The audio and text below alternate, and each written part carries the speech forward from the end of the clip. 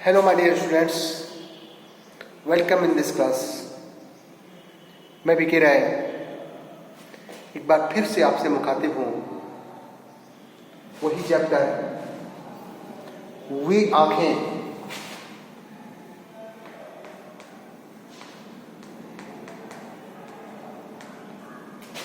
का तीसरा भाग है।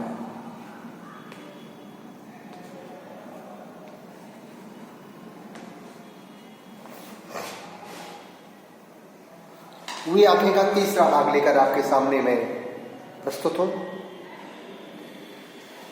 इस पूरे चैप्टर में आपने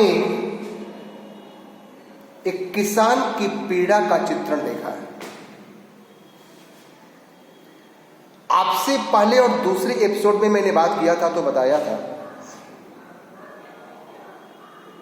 कि कभी जब किसान की आंखों में देखना चाहा तो उन आंखों में वो देखने का साहस नहीं जुटा सका, क्योंकि उस किसान की आंखों में गरीबी और अभाव की पीड़ा आंसुओं के रूप में झलक रही थी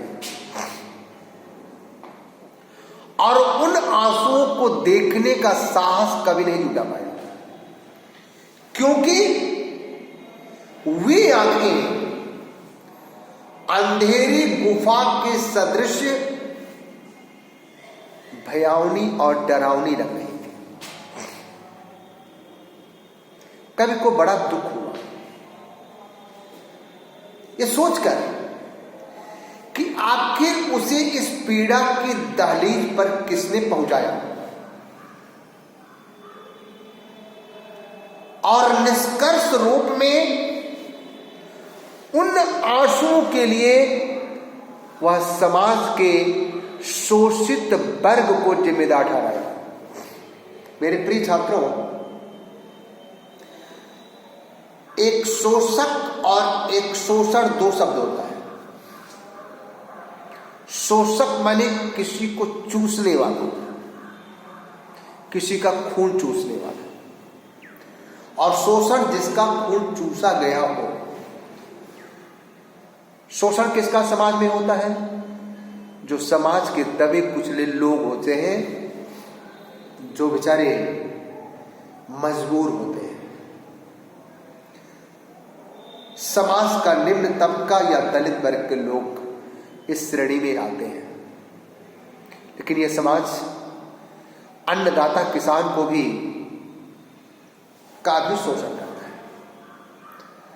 वह भूल जाता है कि जो लंबी लंबी विशालकाय कोठियां बनी हैं, जिन विशालकाय कोठियों में आप ऐसो आराम से रहते हो, यदि तुम्हें अन्न के दाने नहीं मिलते तो ये ईंट और पत्थर और सीमेंट से बनने वाली ये कोठियां तुम्हारे काम नहीं आती। तुम उन्हीं कोठियों के अंदर तड़प तड़प कर मर जाते हो। जब तुम्हें खाने के दाने नहीं नसीब होते, और इन अन्न को देने वाला कौन? ये अन्नदाता का ही नाम किसान है। खुले नीले गगन के तले एकांत एक सिमटे से निवास में, एक छोटे से निवास में झुग्गी झोपड़ियों में रहने वाला किसान तुम्हारे चेहरे को खुशी देता है, तुम्हें जीवन देता है, तुम्हारे बच्चों को मुस्कान देता है। लेकिन वारे दुनिया, वारे बेदर्द दुनिया, जब उन किसानों की बारी आती है तो तुम उनके फसलों का वाजिब मूल्य देने में भी हिचकते हो, देना नहीं चाहते। वो अपने फसलों का वाजिब मूल्य भी नहीं पाता, गिड़गिड़ाता है, रोता है, फिर भी आप उस पर रहम नहीं करते और उसका शोषण करते हैं। और जब देश में जमींदारी उन्मूलन हुआ करता था तो ये जमींदारी तबका उन किसानों के ऊपर और अत्याचार किया करता था।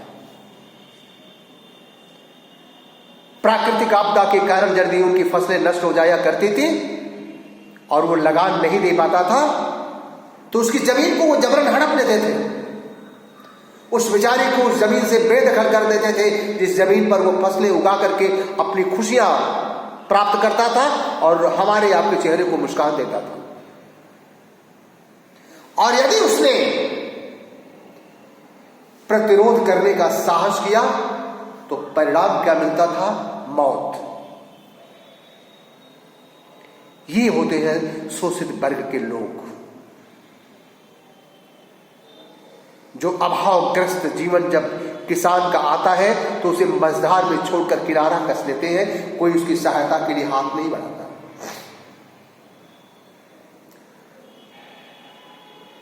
यदि अपनी किसी मजबूरी बस वो किसी सेठ साहूकार से कर्ज ले लेता है और वह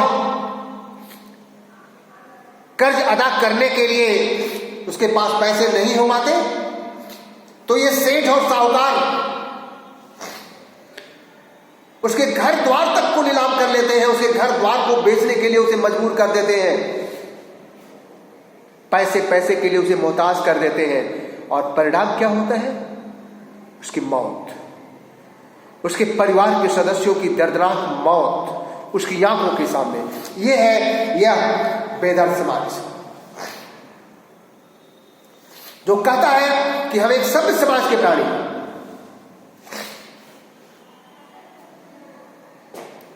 वाह रे दुनिया, कैसी ये दुनिया बनाई भगवान, जहां दिलों के अंदर इस प्रकार का संवेदनहीनता का दिल तुमने दे दिया शोषित वर्ग के लोगों को।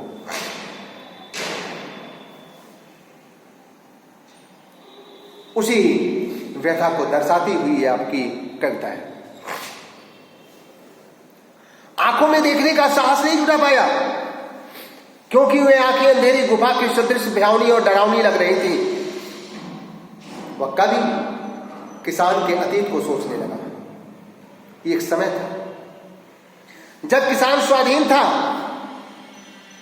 उसके चेहरे पर स्वाभिमान की लकीरें दिखलाई पड़ती थीं, हमेशा मुस्कुराता और खुशहाल रहता था। लेकिन जैसे ही उसका जीवन अभाव में बीतने लगा, गरीबी में बीतने लगा, यह सभ्य समाज उससे किनारा कस लिया, उसे मझधार में छोड़ दिया, उससे किनारा कस लिया। और इतना ही नहीं, जमींदार में लगान अदा न कर पाने के कारण उसे उसकी जमीन से बेदखल कर दिया। अभी सोच रहा है कि शायद इन आंखों में वही विवशता के आंसू हैं, शायद इस किसान को अपना वही खेत याद आ रहा है जिन खेतों में उगती हुई हरी भरी फसल को देखकर, उनके दानों को देखकर वो खुशी से झूम उठता था।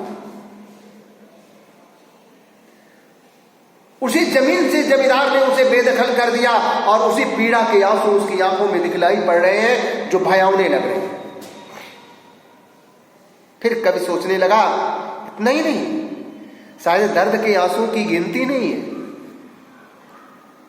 कि किन कौन कौन सी चोट उस किसान को लगी है जिसे वो आंसुओं के द्वारा व्यक्त कर रहा है, रोक नहीं पा रहा है आंसुओं को। उसे याद आने लगा कभी को कि इस किसान का एक इकलौता बेटा भी हुआ करता था। लगान अदा न करने के कारण जब जमींदार ने उसको जमीन से बेदखल करना चाहा तो शायद उसी इकलौते बेटे ने उसका प्रतिरोध किया, उसका विरोध किया, और परिणाम क्या मिला? उस किसान के लठैतों ने उसे मार मार कर उसे मौत की नींद सुला दिया। और शायद इस समय उसकी आंखों में जो आंसू दिखलाई पड़ रहे हैं, वो आंसू बता रहे हैं कि उसे अपने इकलौते जवान बेटे की शायद याद आ रही है।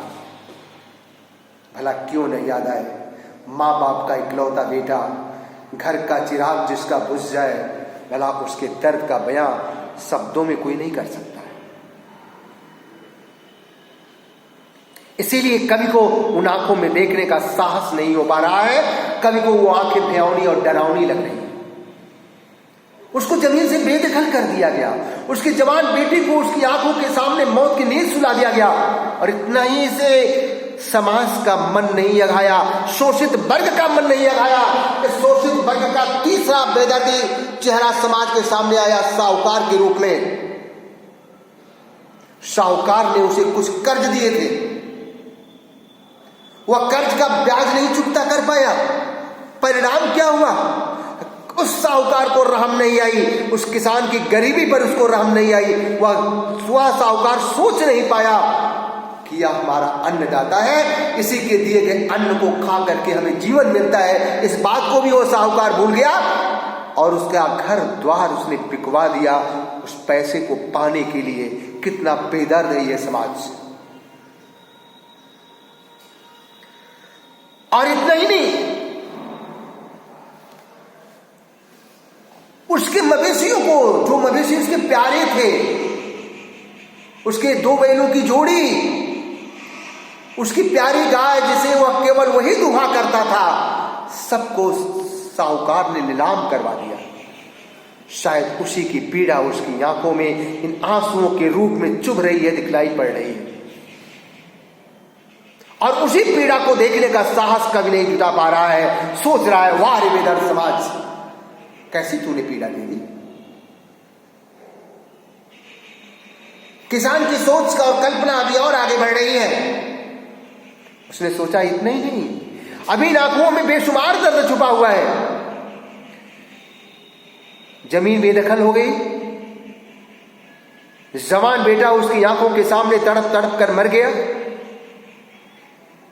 साहूकार ने उसके घर द्वार को नीलाम करा दिया, उसके मवेशियों तक को नीलाम कर दिया। और पैसे के अभाव में उसकी जीवन संगिनी भी उसका साथ छोड़ बैठी। कितनी भयानक कष्ट, कितनी भयानक पीड़ा की ये पंक्तियां हैं। करुण रस को उद्वेलित करती हुई एक कविता समाज के शोषित वर्ग के अत्याचारों का एक सजीव रूप प्रस्तुत कर रही है। मेरे प्यारे छात्रों, ये दर्शा रही है कि समाज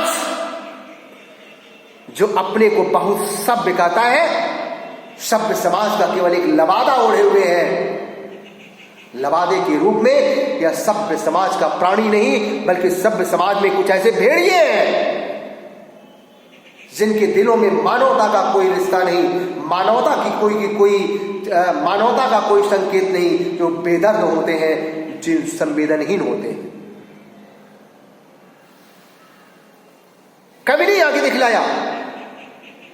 उसकी जवान, उसकी पत्नी दवा के अभाव में तड़प तड़प कर मर गई। और उसकी छाती से लिपटी हुई उसकी दुधमोई बच्ची मां की मौत के 2 दिन बाद ही वह भी इस दुनिया से चल बसी। भला मां का प्यार का साया तो टूट गया ना था। अब उसका देखभाल करने वाला कौन? देखभाल के अभाव में वह छोटी सी नन्ही सी शिशु भी दुनिया को छोड़ बैठी। शायद वही आंसू के रूप में अब किसान की आंखों से बह पा रहे हैं, जिस आंखों में देखने का साहस कभी नहीं जुटा पा रहा है। एक सहारा बचा था, उसकी विधवा बहू जो घर में लक्ष्मी बनकर आई थी।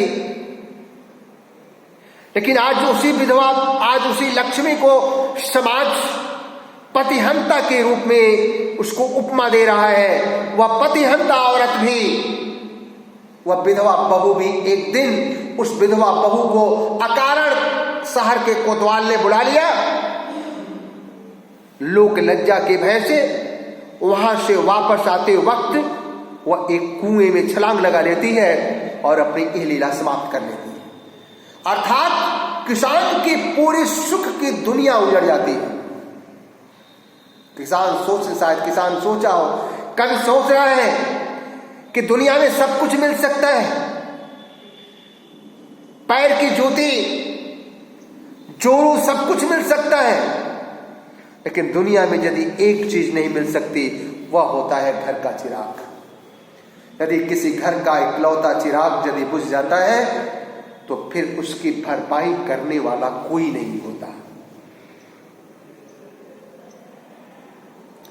आज किसान के सामने इस बेदर्द समाज ने वही पीड़ा दी है। शायद पिछले सुख की यादें उसकी आंखों में, उस किसान की आंखों में एक बार चमक तो पैदा की होंगी, लेकिन जो ही उस किसान को